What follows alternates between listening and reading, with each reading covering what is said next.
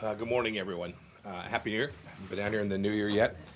I want to just take a moment to send out my personal condolences to former Congressman Mike Fitzpatrick. He was a friend of mine who I served alongside. He passed away early this week, leaving a lovely wife and a family. I wanted to express my condolences to him. His service to America was noble. As a member of Congress, we worked together on pro-life issues during my time in Congress.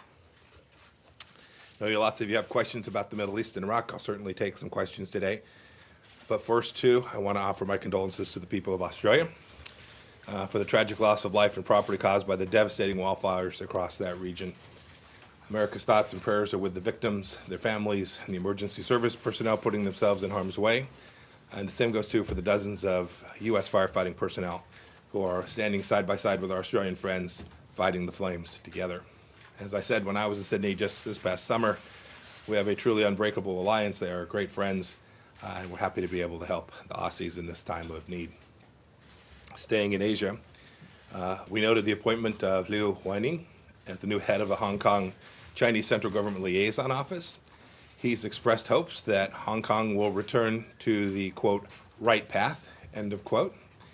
The right path, as I've said before, is for the Chinese Communist Party to honor its commitments made to Hong Kong in the Sino-British Joint Declaration filed at the United Nations, a commitment that guarantees the territory's independent rule of law and freedoms that the Chinese living on the mainland, unfortunately, do not enjoy.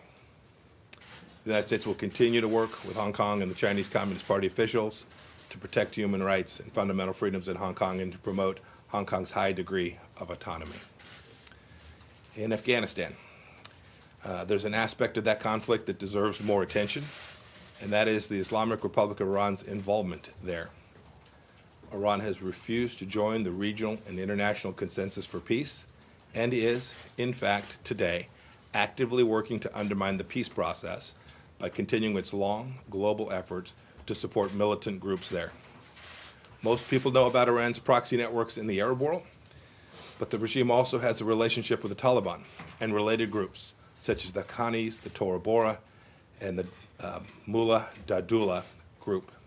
The Taliban's entanglement in Iran's dirty work will only harm the Afghanistan peace process. A couple items here in the hemisphere. In Venezuela, I want to thank and congratulate Juan Guaido on his re-election as the president of Venezuela National Assembly, a legitimate re-election by a quorum of 100 deputies. The Maduro regime's campaign of arrests, intimidation, and bribery could not derail Venezuelan democracy, nor could its use of military forces to physically bar the National Assembly from accessing the parliament building. I applaud how Venezuela's political parties came together to support Guaido's re-election. The United States will continue to support President Guaido and the Venezuelan people, and we will continue to rally all other freedom-loving nations across the globe to do that same thing. We support the Venezuelan people because we believe the Western Hemisphere should be a hemisphere with freedom everywhere. I also want to highlight the work of the OAS, which has been an instrumental tool in moving the region in that direction. It's an example of truly outstanding, effective multilateralism. Secretary General Luis Almagro is the leader we need for the OAS to continue proactively addressing the central challenges facing the region, promoting democracy, upholding human rights, advancing security, and fostering economic development throughout it. I have more to say about the OAS and the multilateral reform in the coming weeks. On the theme of basic freedoms, I want to commend members of Bahrain's Council of Representatives for their January 2nd statement, in which they expressed deep concern over the inhumane and painful conditions to which Uyghur Muslims in China are subjected. Bahrain is recognizing what I've been saying for months. The Chinese Communist Party is committing mass human rights violations and abuses against Uyghurs, ethnic Kazakhs, Kyrgyz, and other Muslims held in detention in Xinjiang. We're happy with what Bahrain did, and we ask all countries, particularly those belonging to the Organization of Islamic Cooperation and the Arab League, to denounce the Chinese Communist Party's brutal treatment of Uyghurs, which is part of the party's broader war on faith. Moving to Europe. As many of you know, Prime Minister Mitsotakis is in town this week. I'm looking forward to welcoming him here. I'll be with him today at the White House alongside President Trump. I also want to announce that our Undersecretary for Political Affairs, David Hale, will be traveling to Brussels later this week, where we'll have conversations with 28 European counterparts. This is a recurring meeting that happens about every 6 months. This particular gathering is important because it immediately precedes an EU foreign ministerial on Iran that has just been scheduled. And it shows, too, once again, our close cooperation with our European partners on issues of mutual concern. I'm sure while David's there, the issue of Iran and Iraq will feature prominently in their conversations, and they'll have an opportunity also to discuss priorities such as Syria, North Korea, and China as well. Finally, one more personnel matter. I want to thank Ambassador John Bass, who I've come to know in my time in service, both as the director of the Central Intelligence Agency and now as Secretary of State. His 2-year tour of service in Kabul was remarkable. That's one of our most important missions. Ambassador Bass is a respected strategic thinker, a man of incredible integrity. He's helped that country move forward to a brighter, more peaceful, and more secure future for all the Afghan people. And I, too, want to welcome our new 11 ambassadors and 2 ambassadors at large who were confirmed since the end of November, including Ambassador Sullivan, who will be heading off to Russia before too long. I'm glad they're finally getting out to the field, and we hope to have more follow them out there. With that, I'm happy to take a few questions. Matt. Thank you. Happy New Year, Mr. Secretary. Hello, Matt. And in honor of the new year, I have exactly 2,020 questions to ask you, but I'll pare them down for the sake of brevity. Thank you, sir. One is there continue to be questions about the nature of the intelligence that led to the strike that killed General Soleimani. Can you be at all more specific about, how imminent this was, what exactly it was? Secondly, why not allow Foreign Minister Zarif to come to the UN to speak at the Security Council? And then lastly, did the situation in Iran have anything contribute at all to your decision not to run for the Senate from Kansas? Thanks. Real news there. I've said that I'm going to stay serving as Secretary of State so long as President Trump shall have me. No. You can accuse me of being inconsistent otherwise, but not on that one. Second, we don't comment on.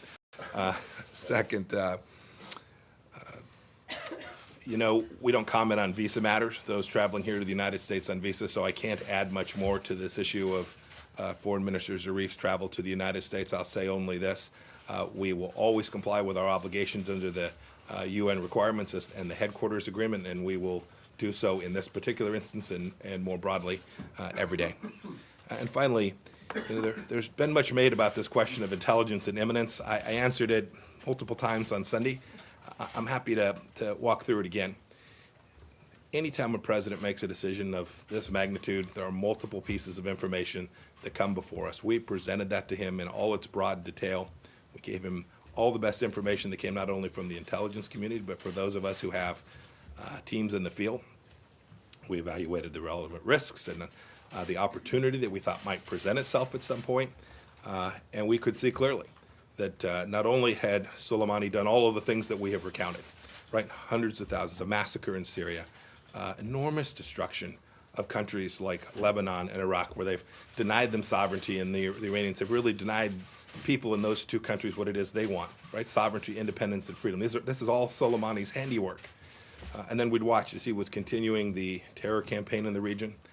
We know what happened at the end of last year in December, ultimately leading to the death of an American. So if you're looking for imminence, you needn't look no further than the days that led up to the strike that was taken against Soleimani. And then you, in addition to that, have what we could clearly see were continuing efforts on behalf of this terrorist to build out a network of campaign activities that were going to lead potentially to the death of many more Americans. It was the right decision. We got it right. The Department of Defense did excellent work, and the president had a entirely legal, appropriate, and a basis, as well as a decision that fit perfectly within our strategy and how to counter the threat of malign activity from Iran more broadly. Kira? Hey, Mr. Secretary. Yes, ma'am. 2 questions, if you don't mind. Iran's Foreign Affairs Minister Zarif granted an interview saying that Soleimani was on a diplomatic visit to Iraq, that the U.S. strike to take him out was state terrorism, that President Trump has prepared to commit war crimes, and that Iranians are enraged. That's the first question. I'd like your reaction to that. Second question. President Trump has indicated that Iran's cultural sites could be targeted. Is that true? Are they on the target list? And if so, do you consider that a war crime? So, let's see. So, Zarif's statement his first statement that is Soleimani was traveling to Baghdad on a diplomatic mission. Anybody here believe that? Is there any history that would indicate that it was remotely possible that this kind gentleman, this diplomat of great order, Qassem Soleimani, had traveled to Baghdad for the idea of conducting a peace mission? I made you reporters laugh this morning. That's fantastic. We know that wasn't true. We not only know the history, we know in that moment that was not true. Zarif is a propagandist of the first order, and most of what you suggested in his text message or email or message that you laid out there was indeed Iranian propaganda. It's not new. We've heard these same lies before. It's fundamentally false. He was not there on a diplomatic mission trying to resolve a problem. I know there's been some story that he was there representing a Saudi peace deal. I've spoken to my Saudi counterparts at great length. I'll leave to them what the contents of their messages may be, but I can assure you that they will share my view that he was not there representing some kind of agreement that was going to reduce risk or reduce the risk to the lives of Americans when he was on that trip. Your last piece was about cultural sites. I said on Sunday, I will reiterate it again. Every target that's being reviewed, every effort that's being made will always be conducted inside the international laws of war. Seen it. I've worked on this project, and I'm very confident of that. David Brenton? Thank you. Mr. Yes, sir. Secretary, it's an election year, and you're now facing two nuclear-related crises with Iran and North Korea.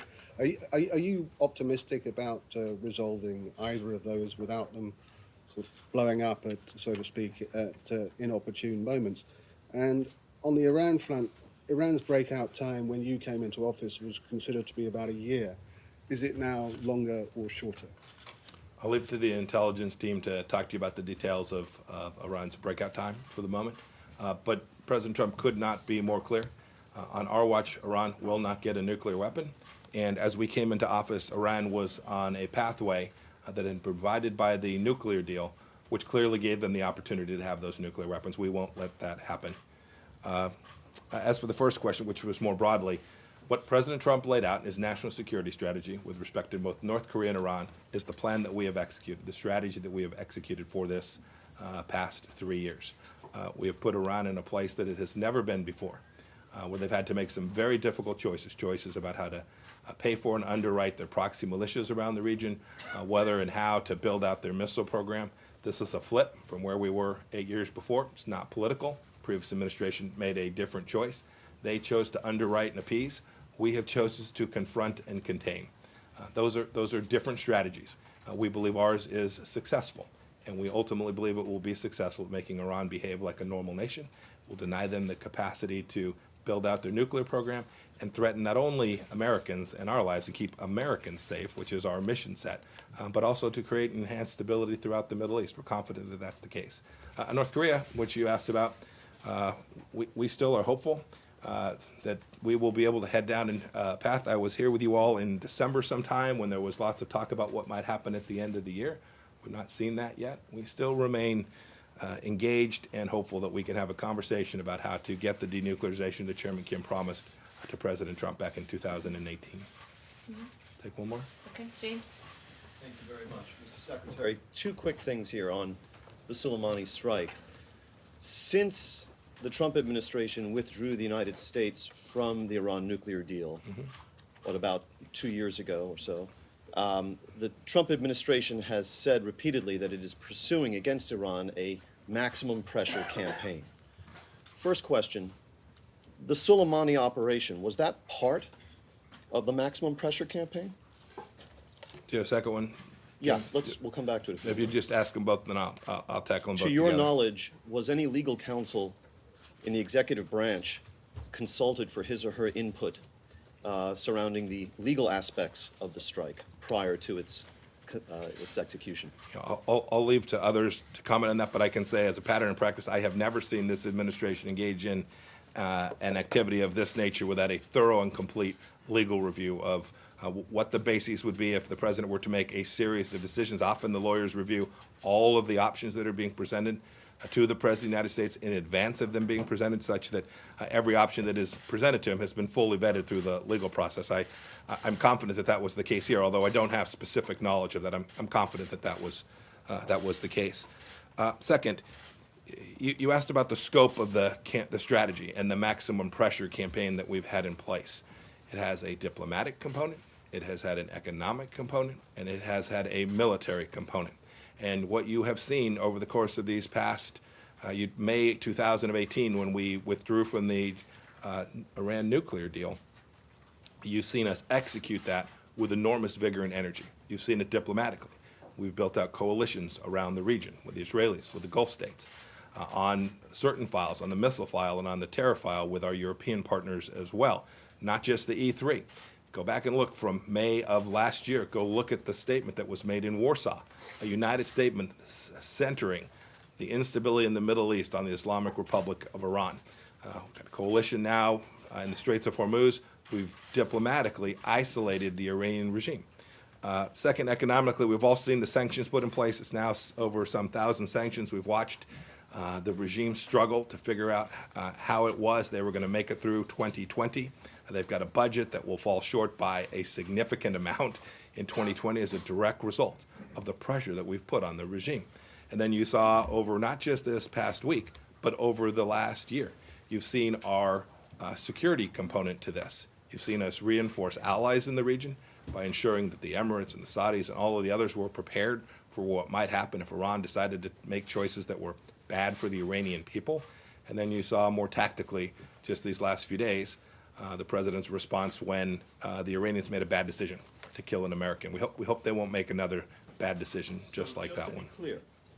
The Soleimani strike was part of the administration's maximum pressure campaign, and going forward, the Iranians should understand, as they develop their calculus, that similar actions, such as the Soleimani strike, could well continue to be a feature of this maximum pressure campaign. I think the president's been unambiguous in his both the remarks he made down in Florida as well as the tweets that he's put out about the seriousness with which we take this, the risk attendant that we are deeply aware of, and the preparations we've made to prevent those risks, as well as our determination that in the event the Iranians make another bad choice, that the president will respond in a way that he did last week, which was decisive, serious, and messaged Iran about the constraints that we are going to place on that regime so that it doesn't continue to put American lives at risk. At the end, our Iran policy is about protecting and defending the homeland and securing American lives. I know that the efforts that we have taken, not only last week with the strike against Soleimani, but the strategy that we've employed has saved American lives. I'm highly confident in that. I'll take one more. Take one more. Yeah. Andrea, yes, ma'am. How are you? Thank you very much.